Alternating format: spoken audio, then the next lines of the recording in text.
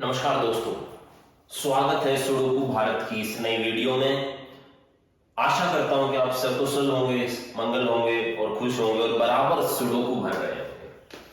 तो आज की वीडियो में हम बात करेंगे हिडन पेयर्स की। हिडन पेयर मतलब इससे पहले की वीडियो में हमने बात की है कि पेयर्स क्या होते हैं, कैसे उनको आइडेंटिफाई किया जाता है और कैसे वो मददगार हैं पॉसिबिलिटीज को एलिमिनेट करने के लिए और एक्सपेडाइट करते हैं हमारी सुडोकू भरने की जो प्रक्रिया है, प्रोसेस है, उसको तेज करते हैं।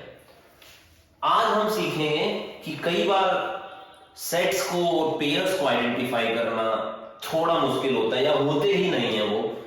तो इस वीडियो के अंत में मैं बात करूंगा कि अगर आपको हिडन पेयर्स और पेयर्स की सीक्वेंस फॉलो करने की, पहले दो का पेयर आइडेंटिफाई करें, वो नहीं मिल रहे तो फिर तीन का करें, फिर क्या करें, फिर क्या करें, तो वीडियो को एंड तक जरूर देखें, जिसमें हम जिक्र करेंगे कि सीक्वेंस क्या होनी चाहिए पेयर्स को आइडेंटिफाई करने की। तो एग्जाम्पल के लिए आज की क्लास में हमने ये ब्लैक कलर से एक प्रीफिल्ड सुडोकू क्वेश्चन सुडोकू लिया है और रो नंबर 3 में मैंने अपने पोटेंशियल पेंसिल मार्क्स डाल लिए हैं। आप पेंसिल मार्क्स की पोजीशन देखिए, हमने प्रॉपर पैटर्न को फॉलो किया है पोजीशनिंग में। तो अगर मैं बात करूं पेयर्स आइडेंटिफाई करने की, तो 1 का कोई पेयर नहीं बन रहा क्योंकि 1 4 जगह आ रहा है, 2 भी 3 जगह आ रहा है। 1 2 का पेयर बन सकता था लेकिन नहीं बन रहा है और बाकी जगह पॉसिबिलिटी 3 के पेयर की है, तो 3 का पेयर भी नहीं बन पा रहा। 1 4 5 1 4 5, फिर यहाँ पे 2 भी आ जाता है और 1 2 5 भी आ जाता है, तो 3 का पेयर भी नहीं बन रहा। लेकिन इसमें एक हिडन पेयर है 2 का। अगर आपने वो स्पॉट कर लिया है तो कमेंट में जरूर बताइए कि आप इतने स्मार्ट है कि आपने इस क्लास के चलते चलते हिडन पेयर को स्पॉट कर लिया है। लेकिन अगर मैं इस रो में बात करूं 7 और 8 की, 7 और 8, तो 7 और 8 कहां कहां पर आ सकते हैं? इन दोनों सेल में 7 8 नहीं आ सकते क्योंकि ऑलरेडी 7 8 यहां पे अवेलेबल है। हमें पेंसिल मार्क्स भी उसी अकॉर्डिंग लगाए हैं। 7 8 इस सेल में आ सकते हैं, इस सेल में भी 7 8 नहीं आ सकता क्योंकि 7 8 यहां है, तो इसलिए हमने पेंसिल मार्क नहीं लगाया। 7 8 यहां पर भी नहीं आ सकता क्योंकि ऑलरेडी यहां पे 7 और 8 है। यहां पर 7 और 8 आ सकता है। तो हम बात कर रहे हैं कि 7 और 8 इस पूरी रो में सिर्फ 2 ही सेल्स में आ सकता है, या तो यहां पर आ सकता है, यहां पर यहां आ सकता है। तो समझिए आप, 2 सेल हैं और 2 में से या तो 7 आएगा या 8 आएगा। हालांकि पेंसिल मार्क्स हमें बोल रहे हैं कि यहां पे बाकी नंबर्स भी आ सकते हैं, बट सुडोकू का क्या रूल है कि एक रो में 7 और 8 एक ही बार आएगा और हमें ये पता लग गया वो 7 और 8 किन 2 सेल्स में आ सकता है। हालांकि कौन सा किस में आएगा ये नहीं पता है, बट ये जरूर पता है कि 7 और 8 या तो यहां आ सकता है या तो यहां आ सकता है। 2 ही जगह है, 2 ही अंक है, तो पेंसिल मार्क्स के बाकी पॉसिबिलिटीज को हम यहां पर एलिमिनेट कर सकते हैं। तो ये बहुत अच्छा एग्जाम्पल था हमारे हिडन पेयर्स का।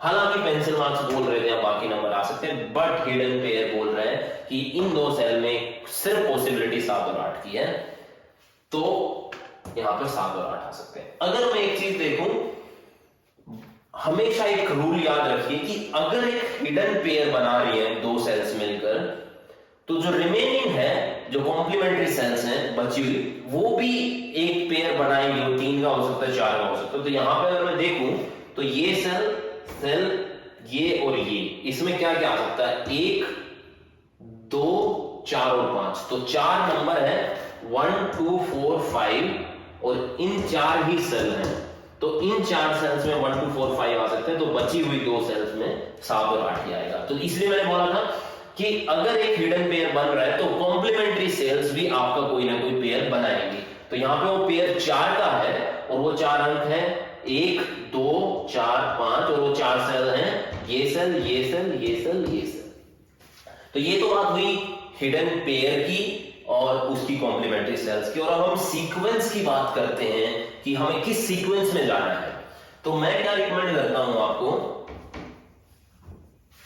तो सबसे पहले आप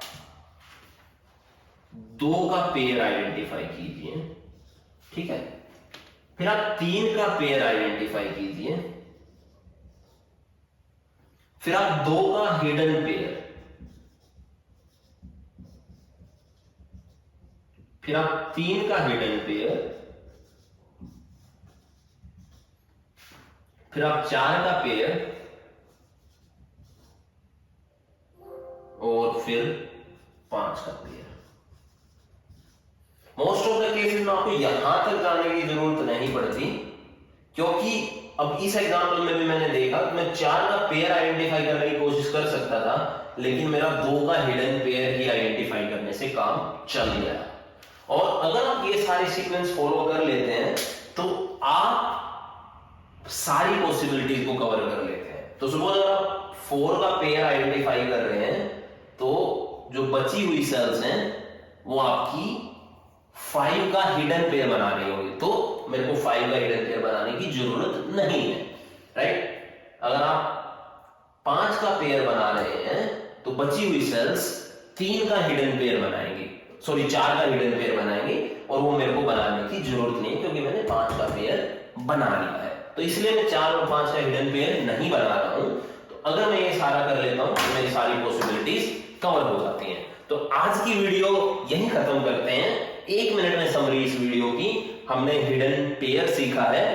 हिडन पेयर में मैंने उसी तरीके से पेयर्स को आइडेंटिफाई करने की कोशिश की, बट इन दोनों सेल्स में और भी पेंसिल मार्क्स थे।